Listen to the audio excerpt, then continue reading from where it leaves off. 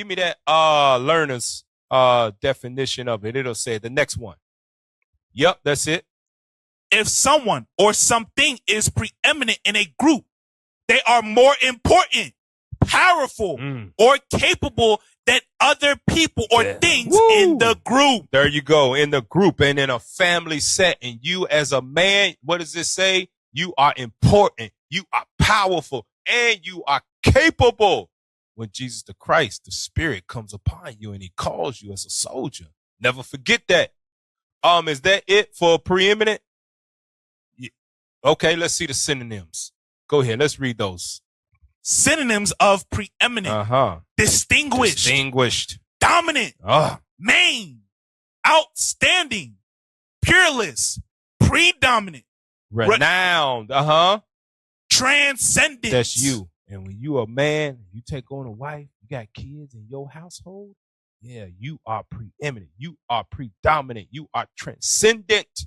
Even if you don't have them, you still carry yourself as that way when God calls you to be a soldier. Let's go back to that in Sirach 33, verse 18. The book of Sirach, chapter 33 and verse 18. Hear me, O ye great men of the people, and hearken with your ears, ye rulers of the congregation. Remember, when God calls you, you are a great man in his eyes. Sirach chapter 10, verse 24. He would have never called you if you wasn't great in his eyes. So now you got to see yourself great in your own eyes. Stop seeing yourself as grasshoppers and them and other people as giants. No, you one too. You a giant yourself. Sirach 10, verse 24. The book of Sirach, chapter 10 and verse 24. Great men and judges and potentates shall be honored. Those are the people that are in the world that have those titles. That's like your judges of law, right? Your famous people that are honored all over the earth, right? Great men, judges, and potentates. Sure, they'll get their honor in the world. Keep reading. Yet is there none of them greater than he that feareth the Lord? You a great man when you fear God and keep the commandments. They are not greater than you. Whatever title the world has given them, they ain't greater than you when God calls you to be a soldier in his son, Jesus the Christ army. Remember that. Give me that now in verse 22. The book of Sirach, chapter 10 and verse 22. Whether he be rich, noble, or poor, their glory is the fear of the Lord. That's your glory, is the fear of the Lord. So it don't matter how much wealth you got. It don't matter what type of family you come from. Hell, it don't matter if you grew up in the projects. When you fear the Lord, you're a great man in his eyes. Now go to Sirach chapter 33. Let's read 19 through 22. The book of Sirach, chapter 33 and verse 19. Give not thy son and wife, thy brother and friend, power over thee while thou livest. Read on. And give not thy goods to another, lest it repent thee, and thou entreat for the same again. You try to get your reputation back. You can't get it once it's gone. Go ahead. As long as thou livest and hast breath in thee, give not thyself over to any. Read on.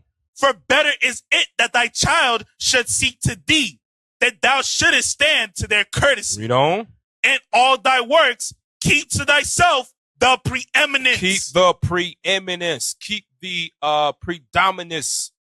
Walk around and carry yourself that way. Don't let these other nations look down on you like you are less than them. No, you hold your head up high. You know you're an Israelite. You're a great man. You've been called in the army of Jesus the Christ as a soldier. No matter what title they got, they ain't greater than you.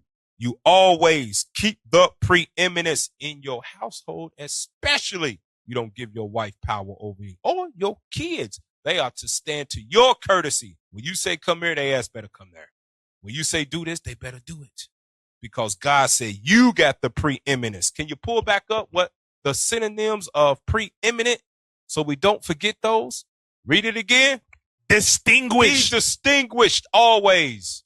Dominant. Dominant always. And that ain't saying not using wisdom in your dominance, but you just don't let nobody rule over you. Go ahead. Main. Outstanding. Stay outstanding. God says in all thy works, be outstanding. Leave not a stain in thine honor. Give me that now in Esther chapter 2. Esther chapter 2 in the Old Testament. Esther chapter 2. Let's read verse 20 through 22 fairly quickly. The book of Esther, chapter 2 and verse 20. Esther had not yet showed her Esther had not yet showed her kindred, nor her people, as Mordecai had charged her.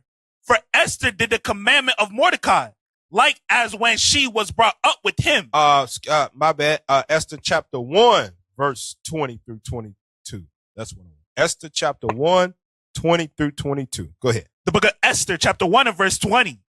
And when the king's decree, which he shall make, shall be published throughout all his empire, for it is great. All the wives shall give to their husbands honor, both to great and small. Whether rich or poor, whether noble or not, he shall be with honor, preeminence in his house. Read on. And the saying pleased the king and the princes. And the king did according to the word of American. And he sent letters into all the king's provinces, into every province according to the writing thereof, and to every people after their language, that every man shall bear rule in his own house. Bear rule, preeminence in his own house. Thus saith the Lord. Go ahead.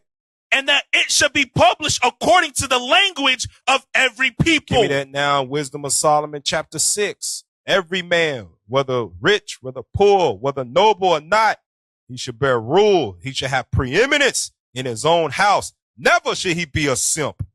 Wisdom of Solomon, chapter 6, 1 through 3. The book of Wisdom of Solomon, chapter 6 and verse 1. Hear therefore, O ye kings, and understand, learn, ye that be judges of the ends of the earth. That's you right there. When God calls you, you become a judge of the whole entire earth by using his law. Thus saith the Lord. Go ahead. Give ear, ye that rule the people, and glory in the multitude of nations. For power is given you of the Lord. God gave you preeminence. Take it. Go ahead. And sovereignty from the highest. Who shall try your works and search out your counsels? Now go to Mark chapter 1. Mark chapter 1. So how are you supposed to speak? How should you speak? Mark chapter 1, verse 22. The book of Mark chapter 1 and verse 22. Yep. And they were astonished at his doctrine, for he taught them as one that had authority. God called you to have authority. The same way that Jesus Christ has it, it's the same thing that he gave to you. So when you speak with authority. Let's see, pull up that definition and let's see what authority means. Because some people may not know what that means. They might think that, be loud when you talk. Let's see what it says. Pull it up. The definition of authority. An expert on a subject. What? An expert on a subject. An expert on a subject.